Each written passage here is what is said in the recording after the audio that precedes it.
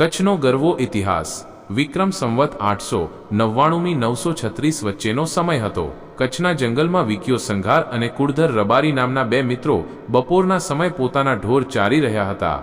વાતાવરણ એકદમ શાંત હતું ત્યારે અચાનક નજીકના મહાદેવના શિવાલયમાંથી એક આક્રંદભર્યો રુદનનો અવાજ સંભળાયો। અવાજની દિશામાં જતા બંને મિત્રોએ એક અત્યંત સુંદર યુવતીને જોઈ। તે યુવતીનું નામ સોનલ હતું। લોકવાયકા અનુસાર તે ઇન્દ્રના દરબારમાં શાપિત થઈને મૃત્યુલોકમાં આવી હતી। સોનલનું રૂપ, બળ અને ગુણો અપાર હતા। કુળધર રબારીએ તેને પોતાની પાલક પુત્રી તરીકે રાખી। જો આ લોકવાયકાને સાચી ન માનીએ તો કચ્છના ભૂતપૂર્વ પોલિટિકલ એજન્ટ કર્નલ એબર્ડનું કહેવું છે કે તે યુવતી યુરોપિયન મૂળની હતી। સોનલ રબારીના પિતાના તમામ કામકાજમાં મદદ કરવા લાગી। રબારી પ્રજા એક જગ્યાએ સ્થિર ન રહેતી હોવાથી તેમની આથ ઝુંડ એક ગામથી બીજા ગામ ઘેટા, બકરા, ઊંટ, ભેંસ અને દૂધના મટકા લઈને વિચરતી રહેતી।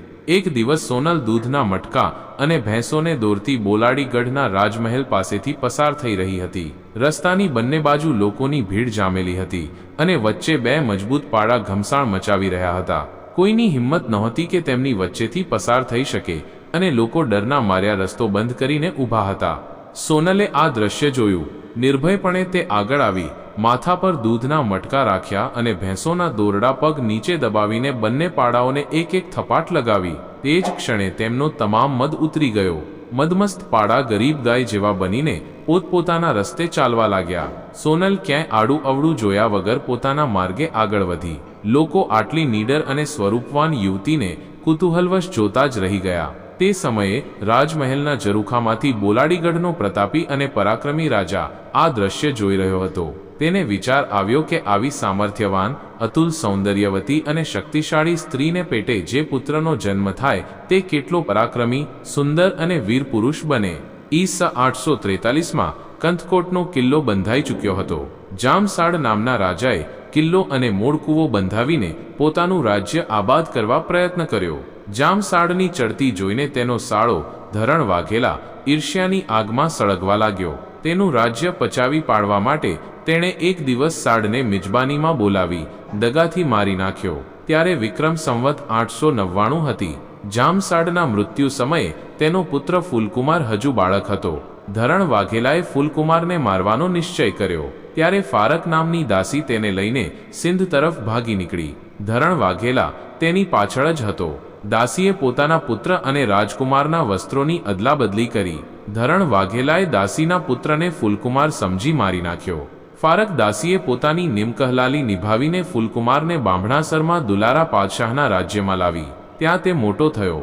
દાસીએ રાજાને બધી સાચી વાત કરી। દાસીની સ્વામી ભક્તિથી ખુશ થઈને પાદશાહે પોતાની પુત્રીના લગ્ન ફૂલકુમાર સાથે કરાવ્યા। થોડા વર્ષો પછી પોતાના પિતાનું વેર વાળવા, મામાનો વધ કરવા ફૂલકુમાર કચ્છ આવવા નીકળ્યો। કચ્છમાં આવીને તેણે મામા ધરણ વાઘેલાને ફાંસીએ ચડાવી મારી નાખ્યો। કચ્છ બનીમાં એક ડુંગર પર સારું સ્થાન જોઈ ત્યાં પિતાની જેમ જ કિલ્લો ચણાવવાનું શરૂ કર્યો। તેણે તેનું નામ બોલાડીગઢ રાખ્યો।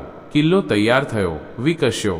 થોડા વર્ષો બાદ એક દિવસ રાજમહેલના ઝરૂખામાંથી રાજા જામફૂલની દ્રષ્ટિ પાડાને થપાટ મારતી અત્યંત સ્વરૂપવાન યુવતી પર પડે છે। એ યુવતી એટલે સોનલ।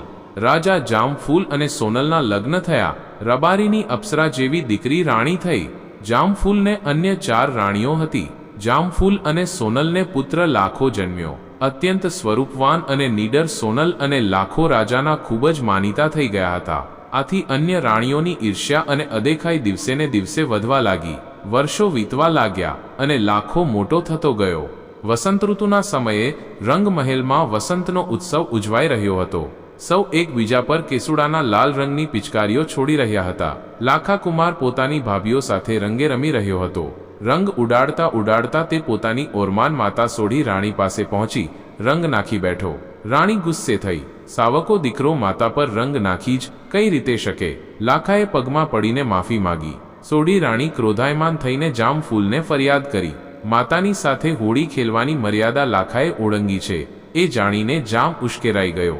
લાખાનો એક પણ શબ્દ સાંભળ્યા વગર પોતાની સૌથી વહાલી રાણીના કુંવરને આવેશમાં આવીને તે બોલી ઉઠ્યો, જા, તને હું દેશવટો આપું છું, નીકળી જા મારા દેશમાંથી। લાખાનું અંતર ઉકળી ઉઠ્યું। તિરસ્કૃત થયેલો લાખો ત્યારના રિવાજ મુજબ કાળા ઘોડા પર કાળા લુગડા પહેરીને સીમા બહાર નીકળી ગયો. લાખો ફરતો ફરતો સામંતસિંહ ચાવડાના અણહિલપુર પાટણ પહોંચ્યો.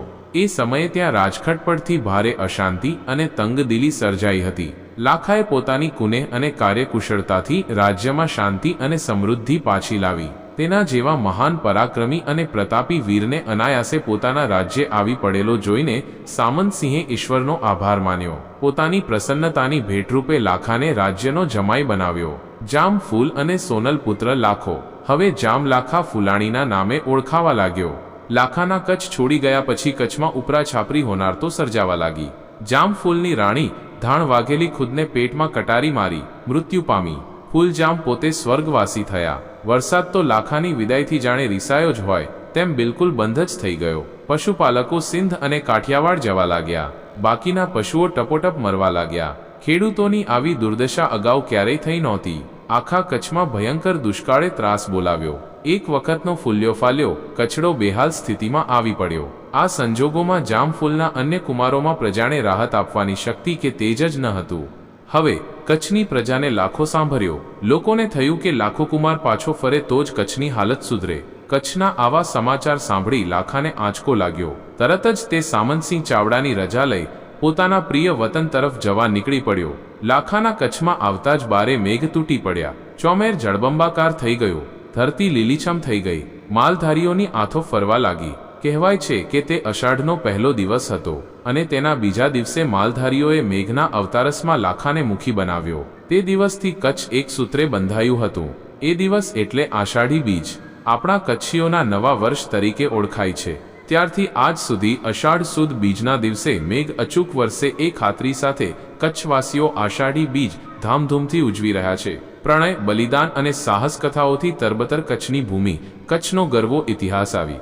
ઘણી બધી ઘટનાઓ, કથાઓ, ગાથાઓ, લોકકથાઓ, દંતકથાઓ, સંતો, ફકીરો, પીરો, ભક્તો, ચારણો, ભાટ, કેટકેટલાય મહાપુરુષો અને મહાનુભાવો ધરબીને બેઠો છે. જય શ્રી કૃષ્ણ, જય માતાજી, જય નારાયણ.